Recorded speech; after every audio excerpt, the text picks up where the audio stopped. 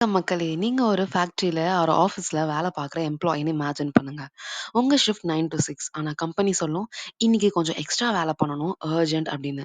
அப்போ உங்க மைண்ட்ல வர ஃபர்ஸ்ட் கொஸ்டின், இந்த எக்ஸ்ட்ரா டைம்க்கு சேலரி குடுக்க வேண்டியது தானே? இதுதான் இன்னைக்கு நம்ம topic, over time salary rules இன் தமிழ். எப்படி ஓவர் டைம் கால்குலேட் பண்றாங்க, எப்படி குடுக்கணும், எப்போ ரெஃப்யூஸ் பண்ணலாம், எல்லாம் டீட்டெயிலா பார்க்கலாம். ஓவர் டைம்னா என்ன? கவர்மெண்ட் ரூல் பார்த்தா normal working hours 8 hours per day or 48 hours per week. அதை விட மேலே வேலை பண்ண சொல்லி கம்பெனி கேட்டால் அது ஓவர் டைம் கேட்டகரியில் வரும். ஸோ 8 ஹவர்ஸ்க்கு மேலே வேலை பண்ண எம்ப்ளாயிக்கு கம்பெனி வந்து எக்ஸ்ட்ரா பே வந்து கொடுக்கணும். அதுதான் நம்ம என்ன சொல்கிறோம்னா ஓவர் டைம் வேஜஸ் அப்படின்னு சொல்கிறோம்.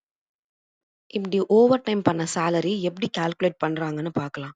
ஃபேக்டரிஸ் ஆக்ட் 1948ல கிளியரா சொல்லியிருக்கு.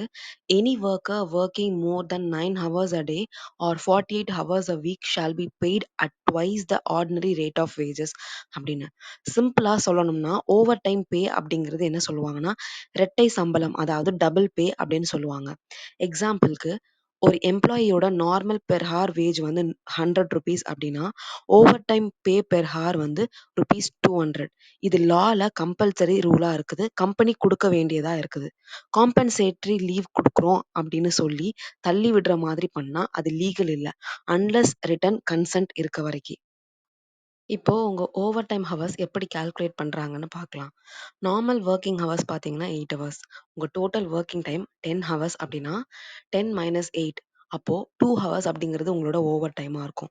நார்மல் ஒர்க்கிங் ஹவர்ஸ் அந்த 8 ஹவர்ஸ்க்கு உங்களுக்கு வந்து 100 வந்து பெர் ஹார்க்கு கொடுக்குறாங்க அப்படின்னா அன்னைக்கு உங்களோட சம்பளம் 800 ருபீஸா இருக்கும்.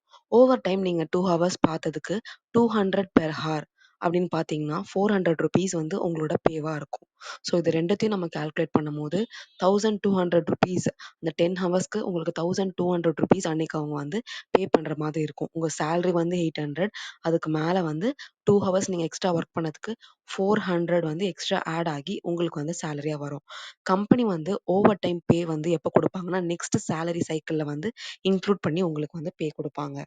நெக்ஸ்ட், ஓவர் டைம் பே எல்லாருக்கும் கிடைக்குமா?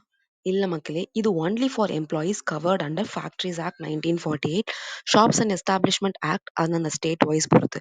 ஸோ ஸ்மால் ஆஃபீஸஸ், ஐடி கம்பெனிஸ்லாம் ஓவர் டைம் ரூல் ஸ்லைட்லி வந்து டிஃபர் ஆகும். பட் இஃப் எம்ப்ளாய்மெண்ட் டேர்ம்ஸில் வந்து மென்ஷன் பண்ணியிருந்தாங்கன்னா அது வந்து வேலிட் தான். Government department employees, daily wage workers, contract staff அவங்களுக்கும் overtime eligible if working hours exceed official limit. Company சொல்லுதுன்னு ஓவர் டைம் ஃபோர்ஸ் பண்ணலாம் அப்படின்லாம் கிடையாது. லா கிளியரா சொல்லுது எம்ப்ளாயிக்கு கன்சென்ட் இருக்கணும் அப்படின்னு. ஓவர் டைம் அப்படிங்கிறது வாலண்டரியான விஷயம். ஃபோர்ஸ் பண்ணா கம்ப்ளைண்ட் போடலாம் லோக்கல் லேபர் ஆஃபீஸ்ல. ஆல்சோ கம்பெனி 1 வீக்ல 60 ஹவர்ஸை விட ஒர்க் பண்ணக்கூடாது. அதை விட மேலே பண்ணணும் அப்படின்னா கவர்மெண்ட் கிட்ட பெர்மிஷன் கண்டிப்பா தேவை. சின்னதா ஒரு ரீகேப் பார்க்கலாமா? Normal hours 8 hours per day, 48 hours per week. Overtime அப்படிங்கிறது என்னது? Double the wages. ஒரு லேபரோட கன்சென்ட் வந்து mandatory and maximum limit 60 hours per week இருக்கு. இதுதான் மக்களே ஓவர் டைம் சேலரி ரூல்ஸோட complete breakdown. Company overtime கொடுக்கலனா லீகலா நீங்க வந்து பேசலாம். உங்க ரைட்ஸ் உங்ககிட்ட இருக்கு. நெக்ஸ்ட் வீடியோல இஎஸ்ஐ ஸ்கீம் பத்தி பார்க்கலாம். இந்த மாதிரியான வீடியோஸ்லாம் நீங்க பார்க்கணும்னு நினைச்சீங்கன்னா என்னோட பேஜை வந்து சப்ஸ்கிரைப் பண்ணி வச்சுக்கோங்க. அண்ட் உங்களோட ஃப்ரெண்ட்ஸ் அண்ட் கலீக்ஸ்க்கு வந்து இந்த வீடியோவை ஷேர் பண்ணி விடுங்க. அவங்களும் இந்த விஷயங்கள் எல்லாத்தையுமே தெரிஞ்சுக்கிட்டோம்.